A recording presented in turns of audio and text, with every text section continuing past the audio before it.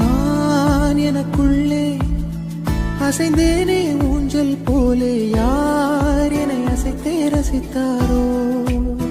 சலிக்காமல் பேரலை மேலே